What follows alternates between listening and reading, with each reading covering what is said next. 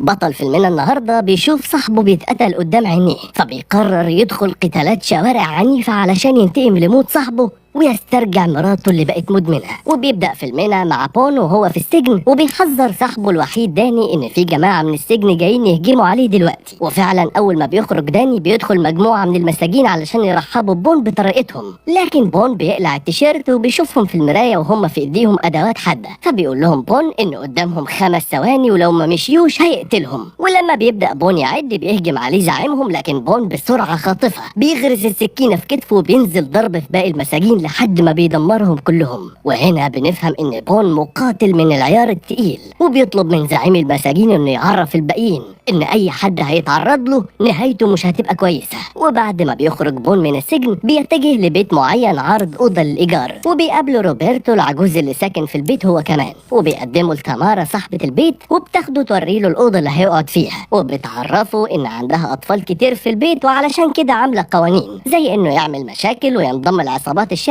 فبيقول لها بون ان ده هو اللي بيدور عليه بالظبط وبياخد الاوضه. وبالليل بيبقى في مجموعه كبيره من الناس متجمعين في مكان علشان القتالات والمراهنات اللي بتحصل فيه، وبيتقدم واحد اسمه بن وشغلته انه يجيب مقاتلين يخليهم يقاتلوا ويكسب فلوس من وراهم بفضل الرهانات، وبيبقى ناجح جدا في شغله لحد ما بيوصل زعيم الشوارع دي كلها واللي اسمه جيمس، وبيبقى معاه افضل مقاتل في الشوارع وهو العملاق هامر. فبيطلب بن من المقاتل اللي عليه الدور انه يستعد كويس لان هامر ممكن يقتله، لكن المقاتل ما بيكونش مهتم.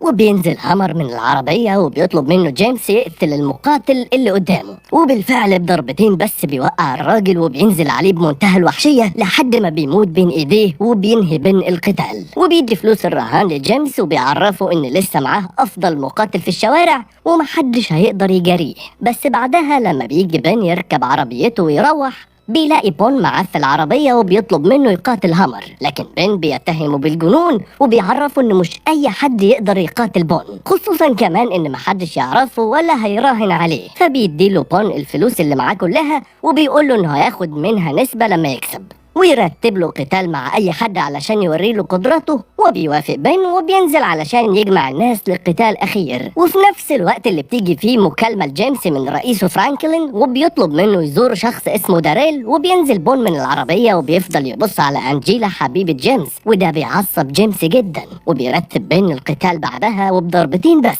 بيقدر بون يوقع المقاتل اللي قدامه بفضل خبراته في تحليل القتال ومهاراته العالية خلاف مقاتلين الشوارع. وبيفرح بين جدا لان بالنسبه له لقى كنز حرفيا وهيكسب من وراه فلوس كتير. بس بون بيبقى عنده اهتمامات تانية وبيسأل عن انجيلا حبيبة جيمس، فبيخاف بين وبيعرفه ان ما ينفعش يلعب مع جيمس لانه خطر وممكن يقتله. لكن لما بيلاقي بون مصمم بيبدأ يحكي له قصة انجيلا وانها كانت متجوزة شخص وجيمس دبر له مكيدة ودخله السجن علشان ياخد انجيلا تعيش معاه، وكمان بيحولها لمدمنة مخدرات علشان تفضل تحت امره دايما، وده كل اللي يعرفه. وفي الوقت ده بيوصل جيمس عند داريل اللي شغال مع فرانكلين، لكنه عمل غلطة في الشغل وبيفضلوا يغنوا ويرقصوا لحد ما جيمس بيطلع سيفه وبيغرسه في صدر داريل وبيفضل يضرب فيه بمنتهى الوحشية لحد ما بيقتله، وبيبص لمراته علشان يقتلها هي كمان. وتاني يوم بيجيله المساعد بتاعه بيوريه الفيديو بتاع بون وهو بيهزم المقاتل التاني بضربتين بس، فبيطلب منه جيمس انه يدور ورا بون ويعرف ايه حكايته علشان لو قرر يواجههم. وبيبقى بون قاعد بيلعب شطرنج مع روبرتو اللي بيشوف الناس اللي بتبيع مخدرات بتتكلم مع الطفل جريد اللي عايش مع تامارا، لكنهم اول ما بيشوفوا بون بيخافوا وبيجروا على طول من المكان. وبيوصل بين علشان ياخد بون للقتال اللي جاي، وده ما بيكونش عاجب تامارا لانه ممكن يجيب لها مشاكل كتير. وبيوصل الاتنين لمكان جديد للقتال واللي بيدير المكان ده ناس خطر جدا وبيتعاملوا بالأسلحة، فلازم يكونوا حريصين جدا. وبيدخل بن يتفق مع زعيم المكان انه يرتب قتال لبون، وبيبقى الراجل مستقل بقدرات بون لانه ما يعرفوش. واول ما بيبدأ القتال بون بيضرب المقاتل التاني ضربة واحدة بس بيقع على الارض مغمى عليه ومحدش بيبقى مصدق اللي حصل، لدرجة ان بن بيقول للناس هاتوا 2 في نفس الوقت لبون، والزعيم ما بيصدق وبيدخل 2 من المقاتلين ضد بون. فبيوافق بون وبيقول انهم كده هياخدوا ضعف الرهان. وبالفعل الاتنين بيهجموا على بون بكل قوة، لكنهم ما بيبقوش قريبين حتى من مستواه، وبيضربهم بمنتهى السهولة وبيقضي عليهم. ساعتها الزعيم بيتجنن وبيقرر يضاعف الرهان مرة تانية وبيدخل 3 يهجموا على بون، لكنه بيقدر يتصدى لهم كلهم وبيخلص عليهم في ثواني معدودة. ساعتها الزعيم بيتجنن اكتر وبيقول انه مش هيدفع حاجة وبيأمر رجالته تضرب بون، بس محدش فيهم بيقدر يلمسه وبيضربهم بون ضربات قوية جدا، لدرجة انه بيضرب 4 منهم في حركة واحدة خرافية،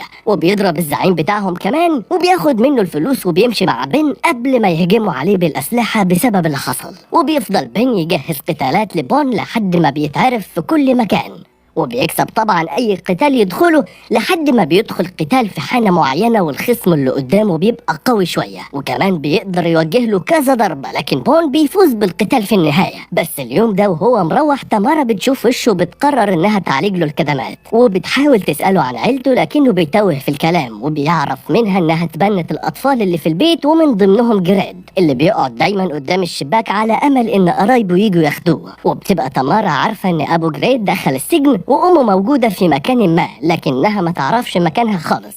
وبتسأل بون عن التدريبات اللي بيعملها كل يوم على رياضة التايشي، فبيقرر بون انه يعلمها حركة بسيطة تدافع بيها عن نفسها. وتاني يوم بيكون جيمس بيجري ورا واحدة من اللي شغالين معاه وبتبقى خايفة جدا وبتحاول تهرب، فبيتضايق جيمس وبيدوسها بالعربية يقتلها لانها ما بتسمعش الكلام. وهم خارجين بالعربية بيشوفهم روبرتو، فبيقرر جيمس يتعامل معاه بس في وقت تاني علشان الناس. وبيجي ميعاد القتال الكبير بين هامر وبون أخيرا، والمساعد بيحقن هامر بالمنشطات علشان ينزل يقتل بون.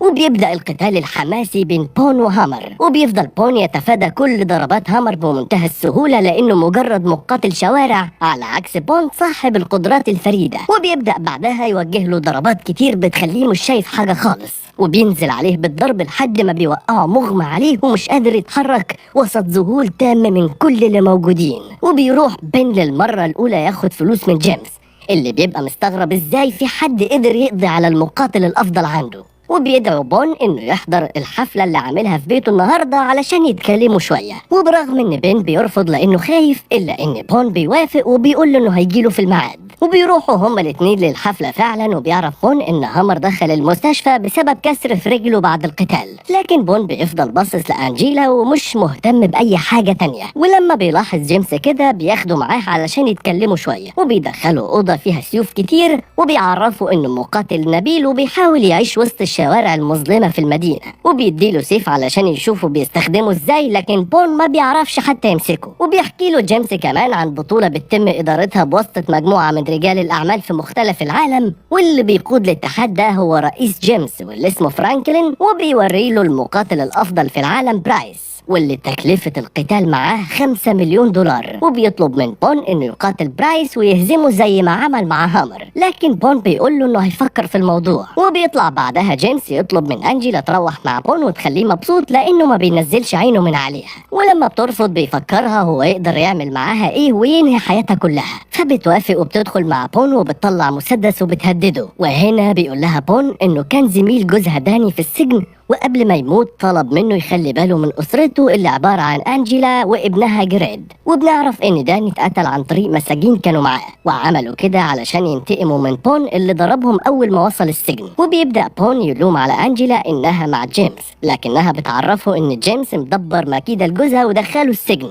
وهددها إنه هيقتله وهيقتل ابنها لو ما سمعتش كلامه. فبيقول لها بون تجهز لأنه هيحررها من سجن جيمس خلاص، وكمان عارف مكان ابنها، وبيطلع يعرض على جيمس انه ياخد أنجيلا معاه كام يوم وممكن يوافق على القتال ساعتها. وعلشان جيمس بيهتم بمصالحه بيطلب من أنجيلا تحضر شنطها وتروح مع بون اللي بياخدها لعيادة تأهيل نفسي علشان تتعالج من المخدرات، وبعدها تبقى تشوف ابنها. وتاني يوم جيمس ما بيكدبش خبر وبيروح يدي لفرانكلين 5 مليون دولار وبيطلب منه يرتب له قتال مع برايس، لكن فرانكلين بيعرفوا ان دي طاولة الكبار وما فيش ليه مكان معاهم. لكن جيمس بيبدأ يفكره بكل حاجة عملها علشانه وانه لازم يوافق على طلبه، فبيوافق فرانكلين، بس بيحذره انه ما يعملش اي حاجة غلط والا دي هتكون نهايته. وفي الليل بيبقى بون ماشي في الشارع وبيشوف جثة روبرت اللي اتقتل، وبيروح البيت وبيعرف من تامارا انهم حطوا الكلاب على روبرتو لحد ما قتلوه. وتاني يوم بيصحى بيلاقي جيمس قدامه، وبتتفاجئ تامارا وبتخرج بره الأوضة، وبيقول جيمس انه حط ال5 مليون دولار ورتب القتال خلاص. لكن بون بيصدمه وبيعرفه انه فكر في الموضوع وقرر انه مش هيقاتل. وساعتها بيتعصب جيمس وبيمسك تامارا وبيوجه المسدس في دماغها، لكنه ما بيرضاش يقتلها وبيسيب المكان وبيمشي وهو هيتجنن. فبيطلب بون من تامارا تاخد فلوس وتروح تقعد في مكان يومين علشان المشاكل، فبتوافق، لكن بتطلب منه لما ترجع ما تلاقيهوش في البيت لانه عمل لها مشاكل كتير. وفي الوقت ده بيكون جيمس على اخره وبيطلب من رجالته انهم يقتلوا بون وتامارا وكل اللي معاهم. فبيروح هامر لحانة موجود فيها بين وبيفضل يضرب فيه علشان يقول على مكان بون، لكن بون نفسه بيظهر وبياخد مسدس من واحد وبيبدأ يقتل فيهم كلهم بمنتهى الشراسة وبينقذ بين. وبتوصل معلومة لجيمس عن مكان أنجيلا في عيادة التأهيل، فبيطلع رجالته يجيبوها، لكن ده بيبقى فخ من بون وبيلاقوا بين هو اللي في السرير، وبون بيظهر وبيضرب الرجالة كلها وبيقتلوهم. وبيكلم جيمس وبيعرفه ان الدور عليه خلاص ومش هيقدر يهرب. فبيحس جيمس ان كل حاجة بتروح من ايده، وبيبعت موقع لبون علشان يجيله فيه، وده اللي بون عايزه بالظبط. وبيروح للموقع اللي بيبقى بيت فرانكلين وبيقول انه مش هيقاتل، لكن جيمس بيهدده بقتله هو وتامارا وانجيلا كمان. فبيقول له بون زي ما قتلت داني في السجن وخدت مراته، وساعتها بيفهم جيمس كل حاجة وبيتكلم بصراحة انه عمل كده فعلا. وكل ده بيبقى بون بيصوره وبيبعته لبين علشان يكلم الشرطة، وبيقرر انه يقاتل برايس لحد ما الشرطة بتيجي، وبيستقل بيه برايس وما بيغيرش هدومه حتى. وبرغم ان برايس مقاتل من الطراز الرفيع، الا انه ما بيقدرش يعمل حاجة قدام بون اللي بيضربه من كل ناحية، وشكله بقى وحش جدا قدام اعضاء الاتحاد. وبيقدر بون انه يوقعه في الارض وبيعمل حركة اخضاع، بس قبل ما خلاص هيكسب بيقرر بون انه يستسلم علشان يخسر جيمس الفلوس اللي دفعها.